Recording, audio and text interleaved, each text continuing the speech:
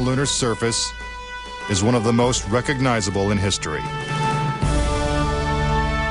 But why are such important images so grainy and hard to see? And we're getting a picture on the TV. You got a good picture, huh? NASA claims it's the result of 1960s technology.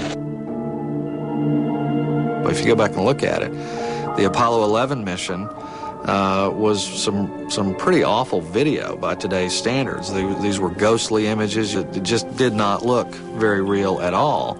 And that was a function of the transmitter at the time, the camera at the time that we had available to us to fly on Apollo 11. But investigative journalist Bart Sabrell believes that NASA intentionally made the images hard to see.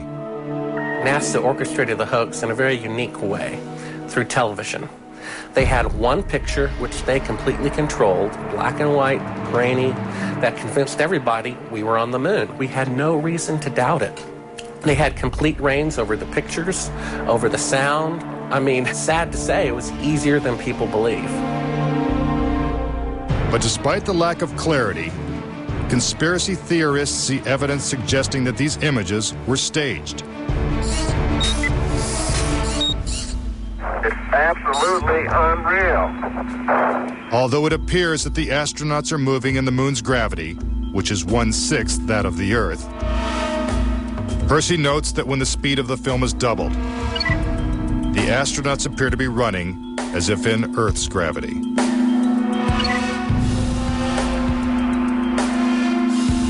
Also, when the footage of the lunar rover is doubled in speed, it looks as if it's driving here on Earth.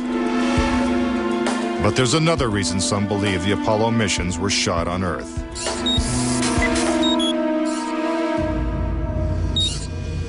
If there is no air or wind on the moon, why is this American flag waving?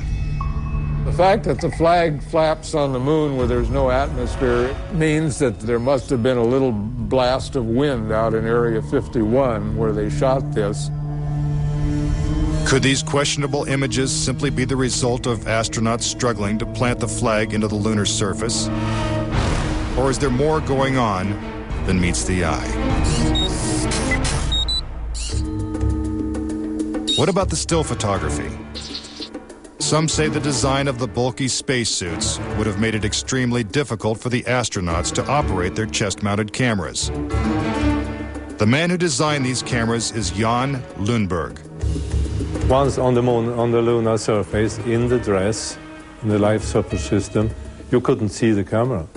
They couldn't bend their head that far down. They had no viewfinder. They had to aim by moving their body. Click, click, click.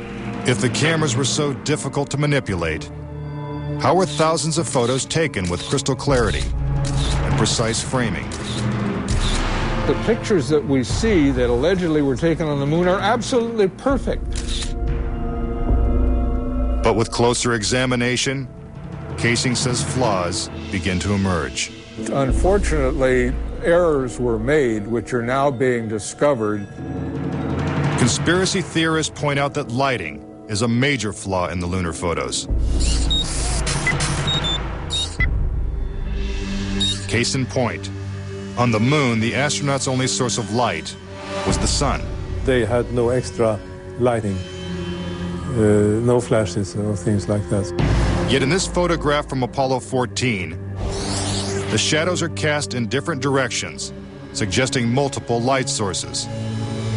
The shadows cast by the rocks in the foreground should have been east-west, like the LEM shadows. And in this photo from Apollo 17, again the shadows are pointing in different directions. Outside in sunlight, shadows always run parallel with one another. So the shadows will never intersect. Conspiracy theorists say it's not just the shadows that indicate the use of additional lights, but what has been photographed in the shadows. For example, here's an astronaut who descends into a huge shadow cast by the lunar module. Yet his entire body is still visible. How is it that he is not shrouded in darkness? Here's the same maneuver from another Apollo mission. Again, the astronaut is brightly lit in what is obviously dark shadow. And in this picture, the sun is directly behind the astronaut. His figure should be a silhouette. Yet even the smallest characteristics of his suit are recognizable. It seems like he's standing in the spotlight. And I can't explain that. That escapes me. Why? And finally, in this picture with the sun behind the lunar module, the front of the craft is clearly visible. The words United States are crisp and clear. How could these backlit pictures be so detailed? It's because there's more than one light source, which means they're not on the moon. But NASA simply dismisses these arguments. There are a number of claims that the pictures taken by Apollo astronauts were faked. And there are so many, it would be an exercise in futility to go off and try to answer all of those. But the questions continue. Why do some of these images shot at different times and different places appear to have identical backgrounds? These two photos seem to have the same mountain backdrop, yet the lunar module is only present in one of them. Seemingly impossible, since the LEM never moved and its base remained even after the mission. What a ride, what a ride. Some suggest the same artificial backdrop was used when shooting two entirely separate pictures. Background discrepancies are also apparent in the lunar video. The best evidence are some pictorial anomalies in the photographic record of the trip to the moon. There is one for Apollo 16 where the same shot, the same hill, appears in 2 different days. This tape was shot on what was reported to be the first of Apollo 16's lunar excursions. But it couldn't pick a better spot. And this video was from the next day at a different location. That is the most beautiful sight. NASA claims the second location was 2.5 miles away. But when one video is superimposed over the other, the locations appear identical. The conspiracy theorists see that as evidence that we didn't go to the moon, that it was staged, and the opposite point of view is that it's a case of bad editing. It's absolutely unreal. Conspiracy theorists claim that even closer examination of the photos suggest evidence of doctoring.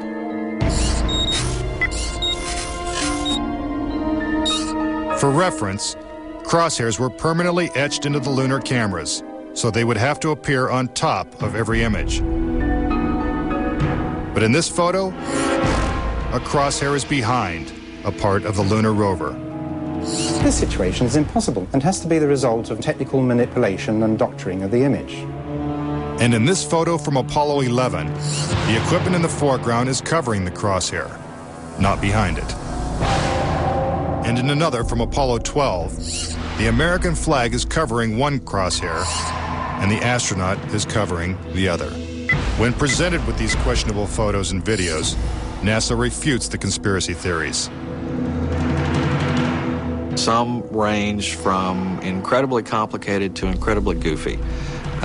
There are arguments that are wrong optically, they're wrong physically, they're wrong scientifically, they're wrong historically. There's a great deal of claptrap that is sort of woven in to these arguments. But despite what NASA says, conspiracy theorists still insist that Apollo was a hoax. When I looked at all the pictures and all the footage, I'm absolutely convinced, I bet my life on it, that we didn't go to the moon. I know for a fact that we didn't. Coming up next, tragedy strikes the Apollo program. The program could be stopped dead in its tracks. 3 astronauts die in a pre-launch simulation. But was it an accident? He was going to blow the whistle on the whole project. And later, could the astronauts have survived a trip into deep space? Before they got 1/2 way to the moon, they would have picked up a death dose of radiation. Next.